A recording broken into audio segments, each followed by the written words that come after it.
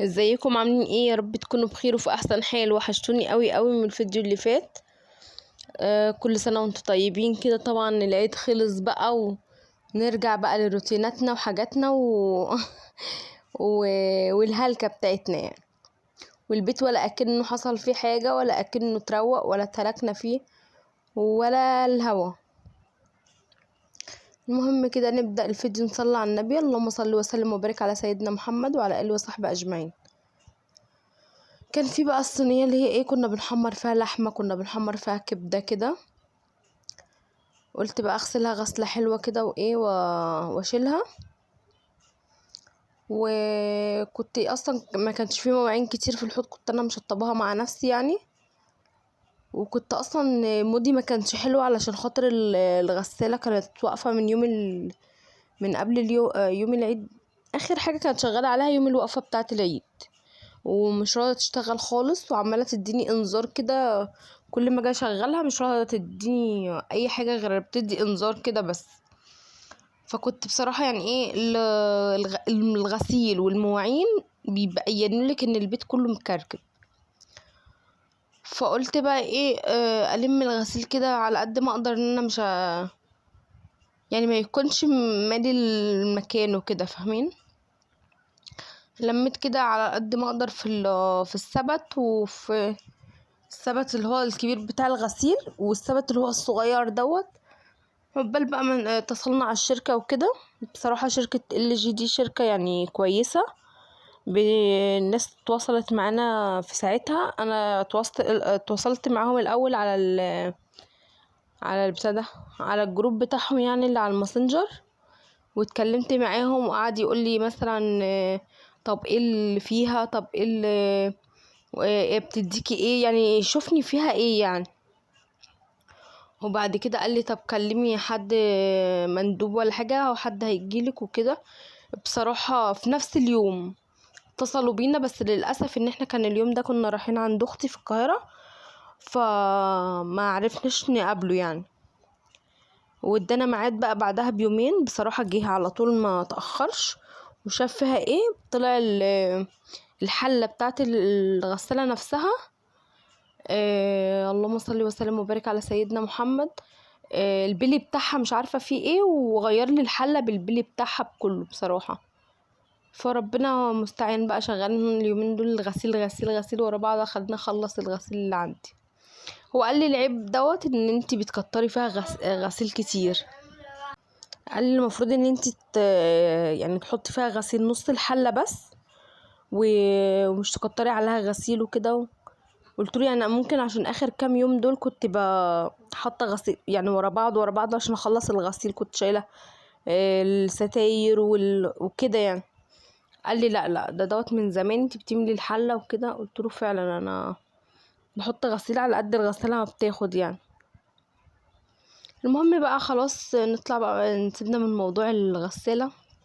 الحمد لله ان هي يعني ايه اتصلحت، الحمد لله يعني.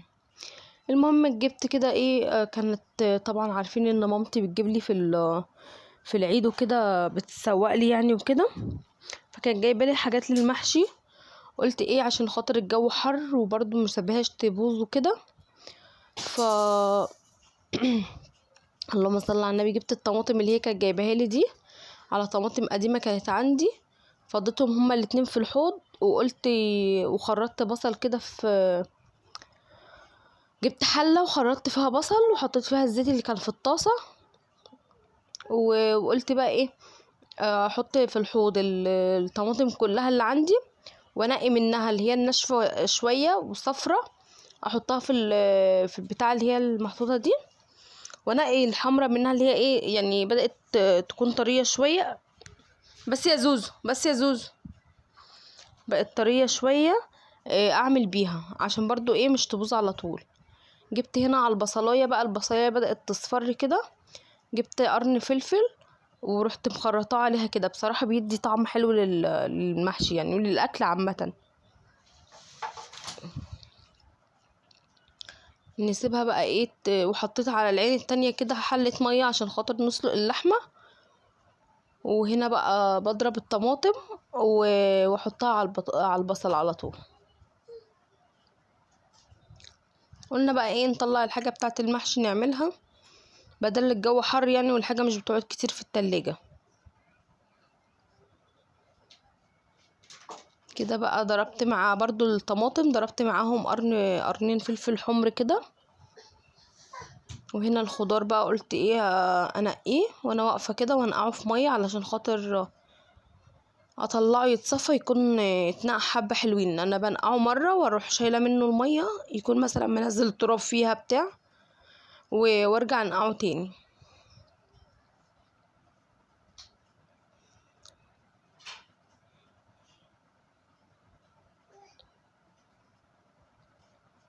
هنا برضو كانت جايبالي جرجير، لقيت في كيس الخضار كده جرجير، قلت برضو ايه انضفه. هو بدأ يصفر كده مع انه ما قعدش كتير يعني. اللهم صل وسلم وبارك على سيدنا محمد. انا كنت عامله المحشي دوت رابع يوم العيد، وهي طبعا جايبه لي الحاجه من يوم الوقفه، فيعني برضو ما قعدش كتير يعني. ماما وكده الميه غليت، نزلت فيها اللحمه على طول واسيبها بقى تغلي غلوتين كده، تطلع الريم اللي فيها لو فيها ريم ولا كده اشيله، وبعدين بقى احط لها الحاجات بتاعتها. هنا بقى البتنجان والكوسه حطيتهم على الصينيه كده، ونطلع نقعد قدام المروحه كده قدام التلفزيون نقورهم وايه ونخلصهم. هنا الصلصه بقى دخلت على التسبيكه، رحت حاطه الفلفل الاسود والكمون وكزبره ومكعبين ماجي. وهنا الشوربه بقى شلت الريم اللي فيها، حطيت بصلتين وطماطمايه وفلفل برضو وورق لورا، ولو عندك حبهان قرنفل بتاع دوت جزرايه عادي، حطي المنكهات دي كلها حلوه يعني. هنا بقى قورت البتنجان والكوسه، ودي كان كام كوسايه كده ايه حطيتهم في برضو عملتهم ان انا اعمل شوربه خضار، احطهم في شوربه الخضار يعني. هنا غسلت بقى البتنجان والكوسه كده، وجبت الرز بقى اغسله، انقيه كده واغسله. اللهم صل وسلم وبارك على سيدنا محمد وعلى اله وصحبه اجمعين. هنا برضو صفيت الخضار حاطه في المصفى يتصفى، ونغسل بقى الرز كده غسل حلو، لان الرز ده اللي هو الرز البلدي ده مش بتاع الشكاير يعني، دوت اللي هو الرز السايب اللي بيبقى مثلا بيجي رز الشعير ويتعمل يطحن يعني، فبيبقى فيه عفار فيه بتاع دوت اللهم صل على النبي طوبة كده، فلازم يتنقى حلو. هنا بقى غسلت الرز وقلت اصفيه كده في الصينية، واحط بقى عليه الصلصة على طول.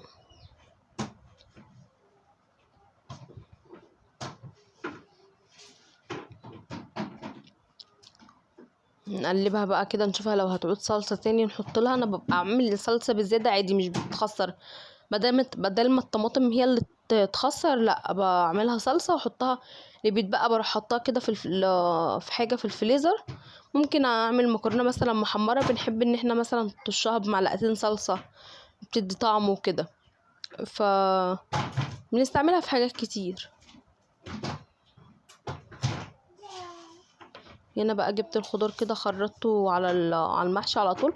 بحب ان انا انزل الصلصه الاول وبعدين احط الخضار، عشان الصلصه ما تبقاش سخنه فتخلي الخضار يتبل.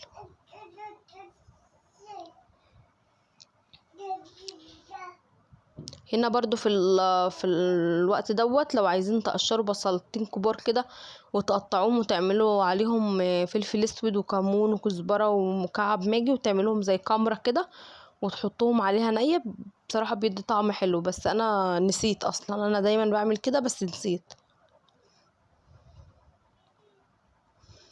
كده بقى نقلب الخلطة كده، خلطة بقت جاهزة ومية مية مية مية ولا فراخ الجمعية.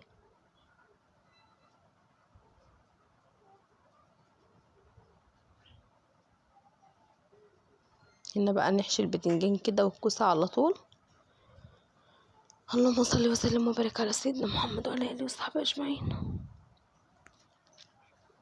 مش تنسوني بقى باللايك والدعوة الحلوة منكم، وتفتكروني كده على طول، انتم مقصرين معايا خالص بصراحة.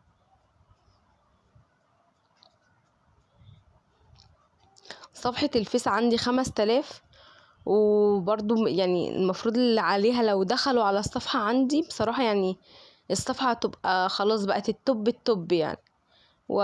وان انا استفاد من الصفحة. اما طول ما انا كده بصراحة مش مستفادة بأي حاجة، ومش عندي طموح خالص ان انا ادني يعني ساعات كده تفكيري بيجيبني ان انا ايه، لا خلاص بقى يعني انا بنزل وكده وبتعب في التصوير وبتعب في المونتاج وكل حاجة من دي، وما بلاقيش مقابل، بلاقي نفسي بمل كده، مش عندي نفس الاول كنت عارفين اللي هو ايه الحماس دوت. كان عندي حماس كده في الاول، ما عادش عندي نفس الحماس اللي كان في الاول دوت. حاسه نفسي لا بعمل حاجات كتير كده. الاول كنت ما برضاش اعمل الحاجه لما اقوم والبس واصور وكده، لا دلوقتي كنت بكسل اقول ايه يعني هيجيلي ايه يعني وانا ورا ما جو حر ومش عارفه ايه، وبروح مع عامله الحاجه. يعني طول العيد ما صورتش معاكم اي حاجه. هل ان انا ما روقتش؟ هل انا ما عملتش اكل؟ لا طبعا، العيد ده اصلا معروف عنه ان هو عيد الاكل يعني. بس بصراحه ما بيبقاش ليا نفسي اعمل يعني اللي هو ايه ان انا اصور كده فانتوا بقى شجعوني عشان خاطر يرجع الحماس اللي كان عندي في الاول ده. المهم خلصت كده البتنجان والكوسه، لقيت لسه في رز، وقلت ايه رحت جايبه كام قرن شطه من اللي هو الحراق ده، ورحت فاتحاهم وحشيتهم هما كمان، وسبتها بقى على جنب كده. وقت الاكل ابقى يعني ابقى احطها على البوتاجاز. المهم هنا عملت برضو التليفون فصل من الحر وكده، ما جاتش لقطة. كنت حاطه ابتدى بسله وجزر وفاصوليا خضراء وبطاطس وكوسه، وهعمل حبه شوربه خضار. وهنا بقى هسقي البتاع ده المحشي واحطه على البوتاجاز. اللهم صل وسلم وبارك على سيدنا محمد. وفي الحله ديت حطيت فيها الخضار كده، واحط فيها برضو حبه شوربه. الحله اللي كنت سلقه فيها اللحمه كده ايه، بقيت اخد يعني كل حاجه، وفضيت الباقيين باللحمه في الحله الصغيره دي. وقلت ايه اصبن بقى لحبه المواعين اللي حواليا، علشان خاطر ايه ما يبقاش المطبخ مكركب وكده.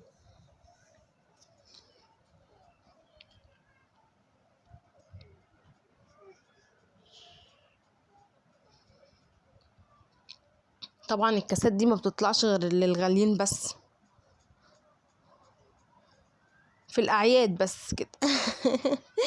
المهم بقى صبنت حبة المواعين، ودول حبة رز بقى ايه، قلت اجيب لهم نص كيلو ورق عنب ولا حاجة واعملهم في يوم. بس يا زونة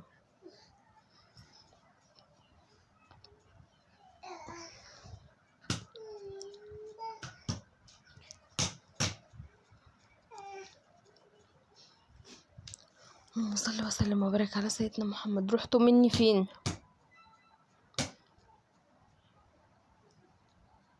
كده بقى خلصت الاكل، قلت احط بقى الصينيه بتاعت الاكل كده وايه واغرف. بصراحه المحشي كان زي العسل، واللي ليه نصيب كل منه يجعله بالهنا والشفاء دايما يا رب، يجعل دايما الخير في بيتنا يا رب.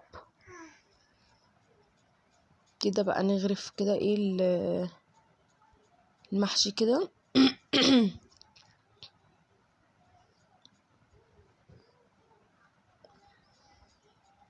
وحطيت بقى الشوربه برضو تسخن، لان كنت طفي عليها من بدري.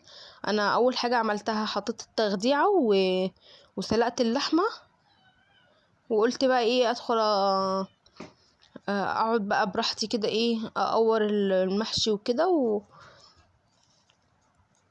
وكنت بصراحه يعني بعمل يعني براحتي كده، مش كنت مستعجله ولا اي حاجه، مع اني كنت صاحيه متاخر، يعتبر كنا صاحيين قرب العصر.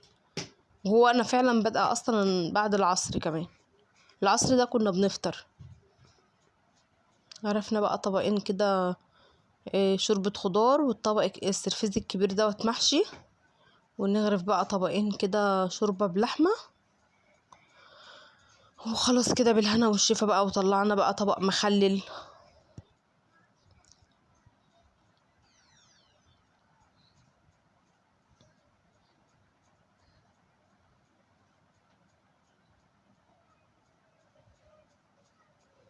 وبس كده، والفيديو كده خلص بقى. متنسوش اللايك والكومنت الحلو منكم، شجعوني واعملوا مشاركة للفيديو عشان الفيديو بتاعي يجيب ناس كتير. وباي.